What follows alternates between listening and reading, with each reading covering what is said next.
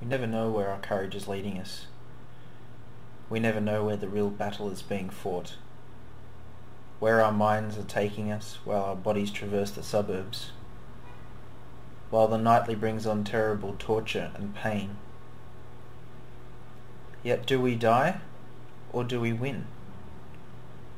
Over the real world lies a blanket of innocence, but in our heads things play out strange, and it's hard to see the wood for the trees, or even trees at all, when the concrete seems more real, or at least somewhat more demanding, when a holiday cannot be anything other than fantasy, even when truly experienced, because the vast sameness threatens to be the norm.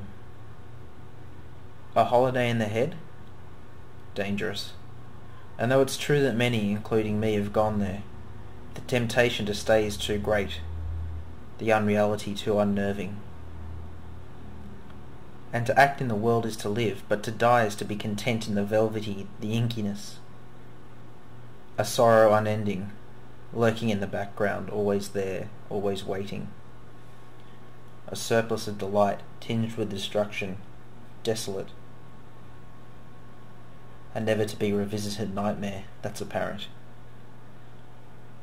But to transform from this into what I now already am and still keep sane, to connect to the infinite through the mundane, that's the way, that's the price I'd pay to be alive and me.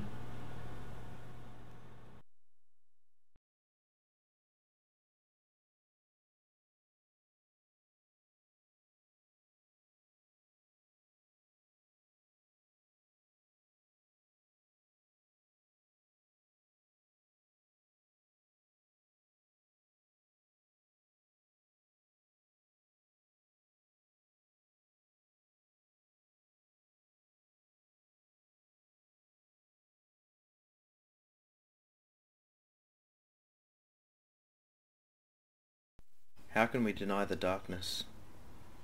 He sits there in the background, festering like a wart, that's in the very place you can't see, so you forget. But just when you're sitting on the pedestal that's magnificent to you, bang, from behind the curtain he steals the image.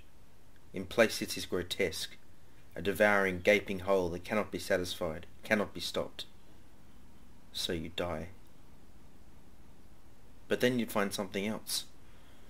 The darkness hasn't taken you, but your false facade, the one that has been covering up the light inside. Forever and ever it seems.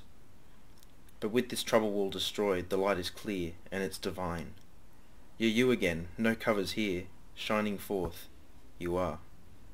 And the revelation, the vision, the ultimate motive, the ultimate motif, the necessary, the darkness, is good.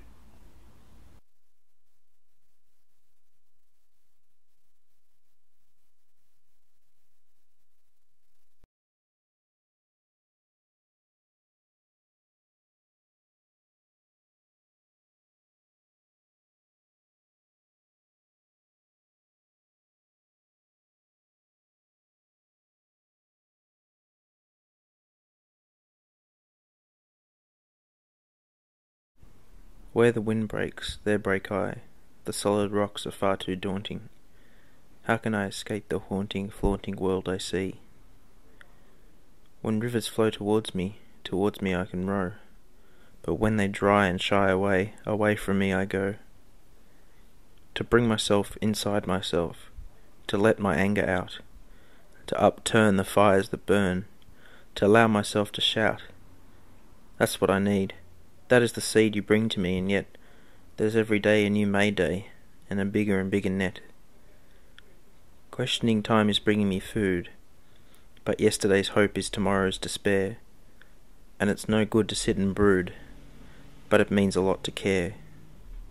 So do I do, or must I be? Can they exist separately? Or will I find a holy place, a much more open, elaborate space, where doers do, and beers be, and both of these are found in me.